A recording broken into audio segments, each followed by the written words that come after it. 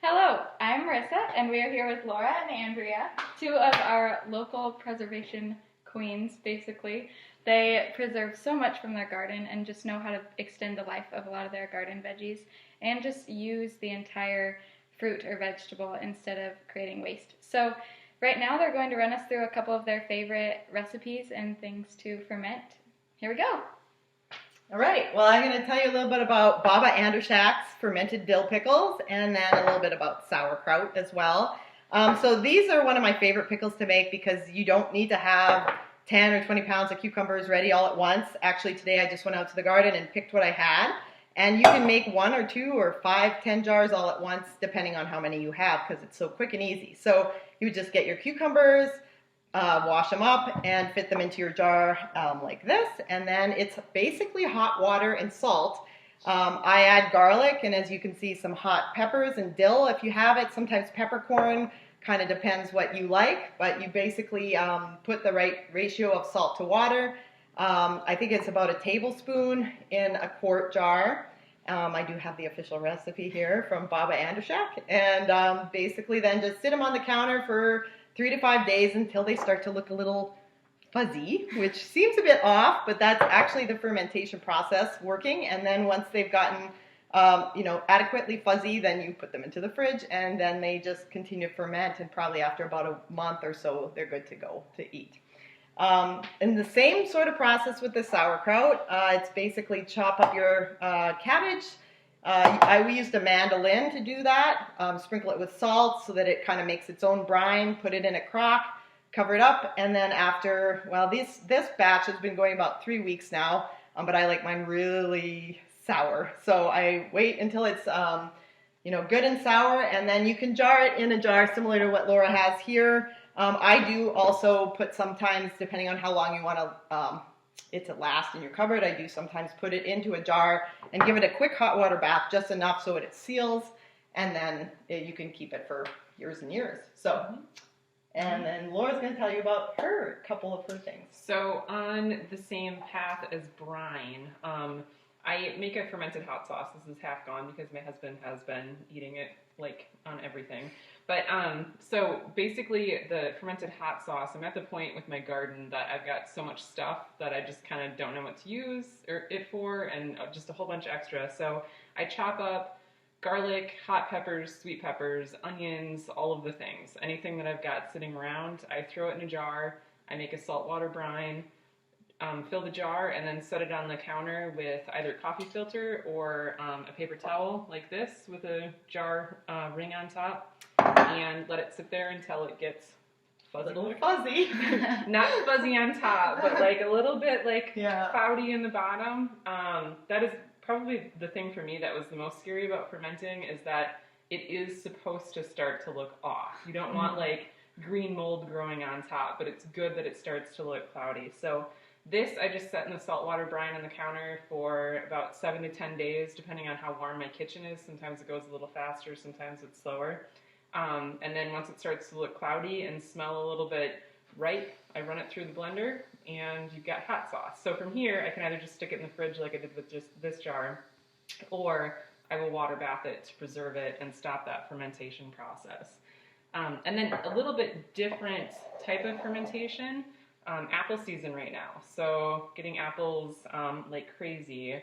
I make apple cider vinegar. So this fermentation does not involve salt. We use a mother, but I let it go through a natural air fermentation first. So I take fresh apple cider, again put it in a jar, put the paper towel or coffee filter on top with a ring, let it breathe a little bit. It goes through an initial ferment, and it bubbles and froths on its own. And when that's died back a little bit, then I take, you can see these in here, a mother, a SCOBY. Like if you buy the Bragg's cider vinegar, it gets like a little disc on the bottom. That's the mother. So I save that back, and then after it goes through the initial ferment, I add the mother to the jar. And then I put it in a dark cabinet. This has been just sitting in the cabinet next to my fridge for a couple of weeks. And I test the pH periodically, but basically when it tastes vinegary, it's vinegar. So I really do nothing except watch it and check on it. So yeah. Yeah. One thing I love about the cider vinegar is that Laura actually got connected last year through the Preservation Celebration with the apple press. Yes. So all of her apples get pressed through that machine that some of you saw last year. Yep. And then are put in these jars. And that press actually feeds my pigs a lot. So I just left Sue's house today. She was pressing apples this morning. I'm getting a fresh batch of cider from her, and I picked up, I think, 6 5-gallon buckets of apple mash. And so I feed that to the pigs, and it's just awesome. And I bet they're very happy. Mm-hmm. We love apple-tasting bacon, too. Yes. Oh, yeah. It does transfer. It does. Well, thank you guys very much, no and problem. we'll continue to carry on the conversation. Okay, now that we've kind of talked through the fermentation process and a little bit about some really fun fermentation ideas, we're just going to have a conversation about fermentation and how they got involved in the whole process. So join us for a fun conversation. All right, so do each of you want to talk a little bit about how you became go-getters in fermentation? Because naturally, a lot of us don't get involved in it. So what made you want to get involved in fermenting your own veggies? I guess my gateway fermentation vegetable was cabbage. I started making sauerkraut with my grandma, and that was really the only type of fermentation that I knew how to do. And it kind of scared me. Like I didn't know much about fermenting other things. But probiotics, I mean, that was really, gut health was kind of something that started piquing my interest, and then once I got rolling with it, you realize that it's super easy once you know what you're doing. So that was... Yeah, I don't know, my grandma, my baba, was fermenting pickles for as long as I remember, and I didn't even know it was fermentation. Like, I just thought it was pickles. I knew one grandma, Fraser, she did the dills, the regular sour dills, and then the other one had a different type of pickle, and I never even realized that it was fermentation until... after I moved out, I guess, I said to my mom, I need to know how to make those pickles. And she sent me 2 recipes that were completely different. They have different, results, and they're used in different ways, but both equally delicious. So It's really cool to have it kind of in the lineage of both of your families. I think that that's a really nice way for it to pass down, because so many of us are nervous to enter fermenting things because it is scary. So it's nice to have that. Well, and it is, I mean, really, like, the hands-on watching someone else do it, because you do worry that you're, potentially, and then seeing someone else go through the process, or seeing, a product that someone else has made, and like, oh, that looks a little bit funky, but that's normal. Like, that's how it's supposed to look. I don't know, and then I think you just get used to the flavor, and then... You just taste it and even when I pulled the sauerkraut out of the crock to bring some here, it looks a little weird on top, but you're like, this smells right, so good to go. And then once you have that, the tangy fermented flavor in your diet, I crave it now. It's not just a health benefit, it really does add a lot to food. Well, if you watch the quick pickled video, that's one thing I was talking about with just this pickled flavor. It's crucial to food now that you taste it, and it adds another dimension. Right, absolutely. So it definitely makes the kitchen more fun as well. But so both of you are also quite avid gardeners. Which came first, planting what you wanted to ferment, or did you start fermenting what you planted? That's a quick trick question. That makes us reach back into the memory logs. I think for me it was I planted cucumbers because I wanted to make pickles.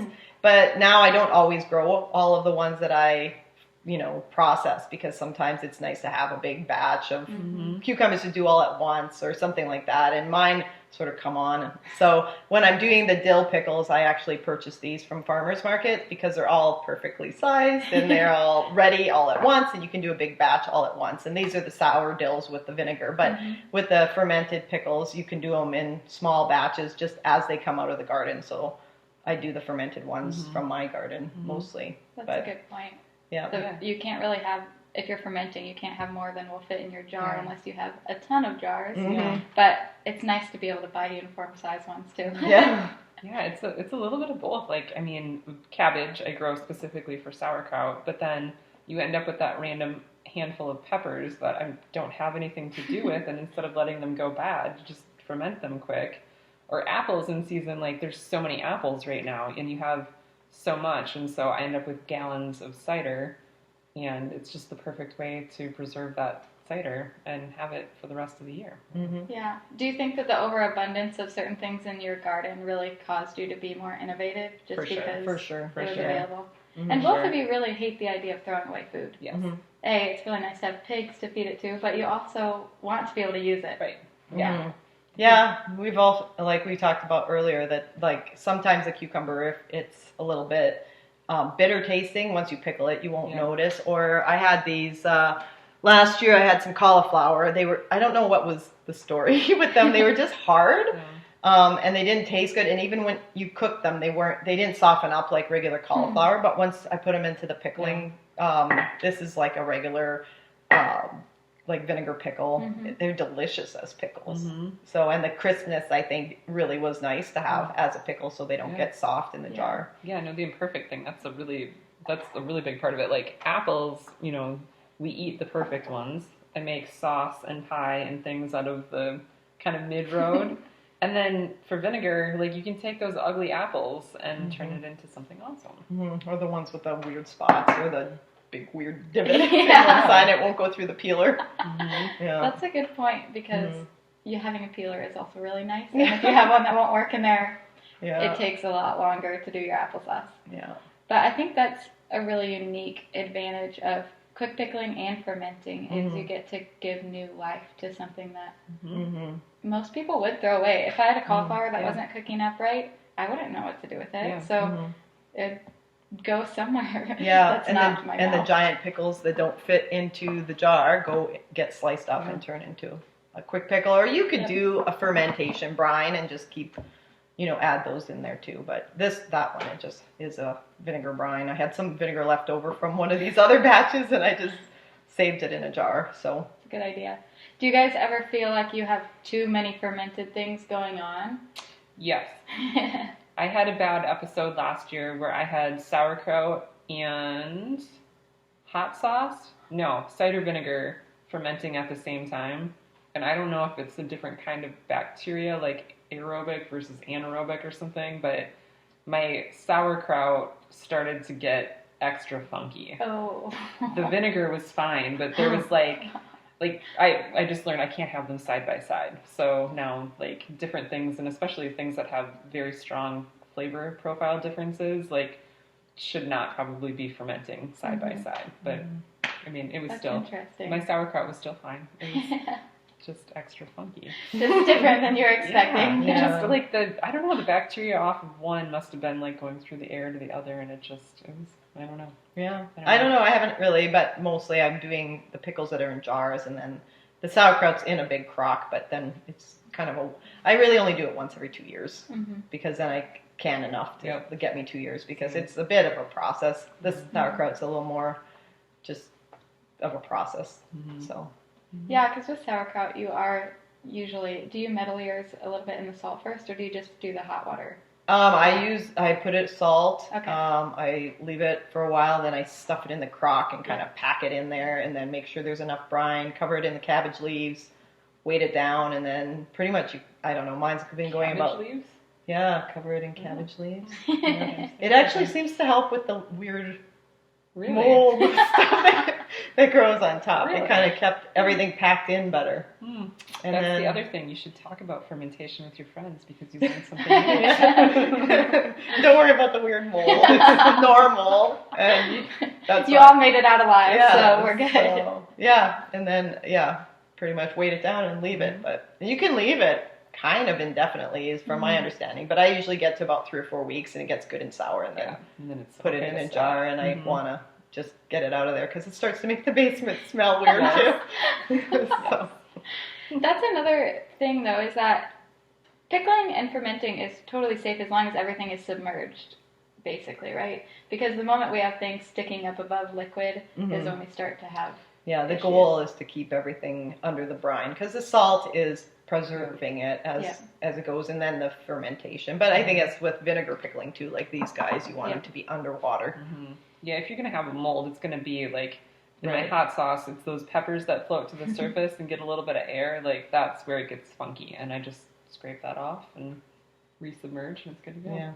Do you tend to use weights at all, or what do you use for weights? Obviously, the cabbage leaves were... I put the cabbage leaves, and then I put a pie plate, and then I put a jar full of water on top to keep it pushed down too. But you could, I'm sure you could use something a little more sophisticated than that. I've but also heard of people using clean rocks, so I think that's even less sophisticated. Yeah. Rocks would have been that would have been a good idea. Yeah. But I have a sauerkraut brick. Yeah. Do you That's really? going down, yes.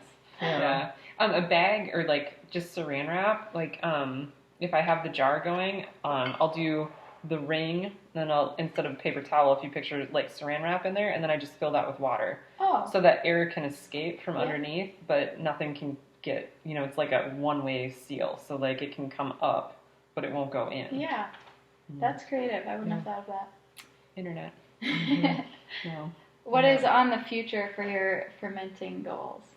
I think I have to do the hot sauce. Yeah, I know, that's what I was thinking too. Because that seems like a good idea with things that are extra. I don't know. I don't grow a lot of hot peppers, but there's probably some out there. Yeah. Volunteers. I found that I have a jalapeno that I didn't plant. Are you serious? Yeah. That's awesome. Yeah, unless they've grown from seed. But so yeah, I'll probably have to try that. I don't know. Kimchi sounds like a good one. My family's not super into hot stuff, but I know you can make them a little less hot. But that might try that at some point. But. Yeah, the variations of sauerkraut. It seems like every culture has their own sauerkraut, curtido, kimchi, those different ways that you can modify sauerkraut. Yeah, and exploring different flavor profiles is fascinating. And just the fact that you can add mustard seeds into sauerkraut and it gives you a totally different product. And messing with spices and herbs in there is kind of keeps you going in terms of wanting to figure out something else that's delicious. And different ways to eat it too. I put a big pile of fermented cabbage on top of my eggs in the morning now, which is something that I would have previously thought was ridiculous, but it's so delicious. Yeah. And you crave it now. And my baba was Ukrainian, and we always took sauerkraut and put them inside little buns, little pidishke they're called. Really? So you cut up your sauerkraut really fine. You can put it with onions and bacon, or just with sauerkraut. And then you make this little yeast dough and pinch it in there, and they make these little buns full of sauerkraut. Delicious. And then are they just cooked in the oven? Or? Yep, you cook them in the oven. So they're little mini rolls, I guess, with sauerkraut. Delicious. They are delicious. That might be what I and sauerkraut pierogies too. Cool. Is another Ukrainian dish where you get pierogies that are like a dumpling with potatoes and cheddar. Normally is the normal way of making them. I don't know if that's normal, but the traditional way. And then you can add different fillings, and sauerkraut is a common filling to put in there too. I honestly forget that you can use it in recipes because I always just assume it's great to top a lot of things, but I don't really think about what can I make that encompasses this. Yeah, and there's a lot with sausages too, pork sausages and different sausage with cabbage cooked. Just it makes a full meal right there with the sauerkraut. I know people will be wondering too, you guys both have kids. How did you create their love for eating these? Because Avery was in earlier eating Andrea's sauerkraut and loved it.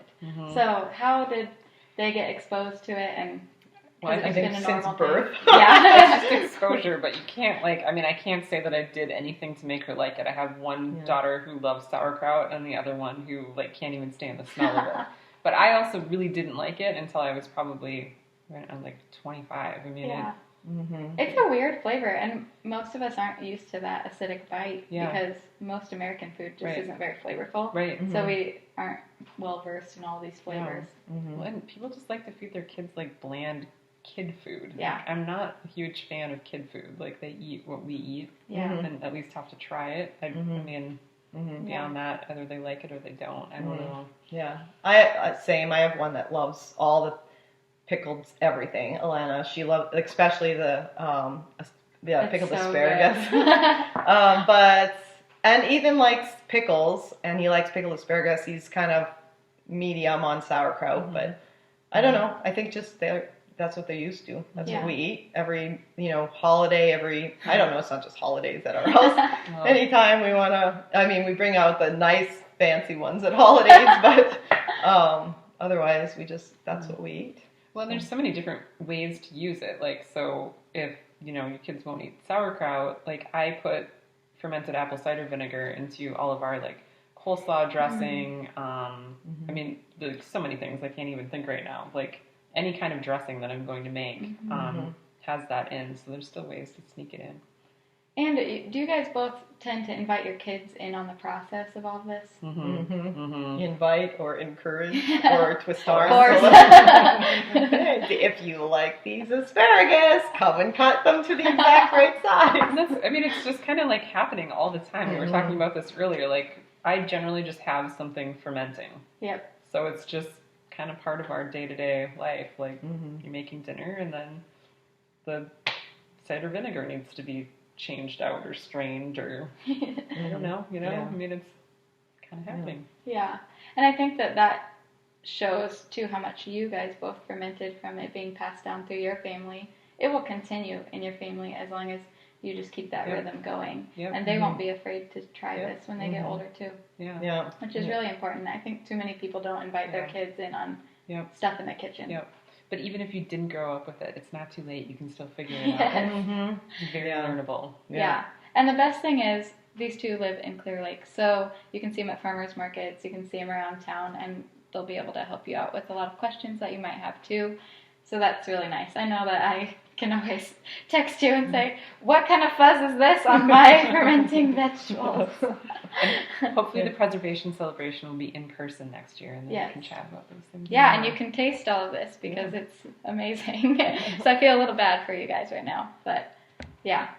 So happy fermenting, and let us know if you have any questions, and I'm excited to hear about what you guys all make.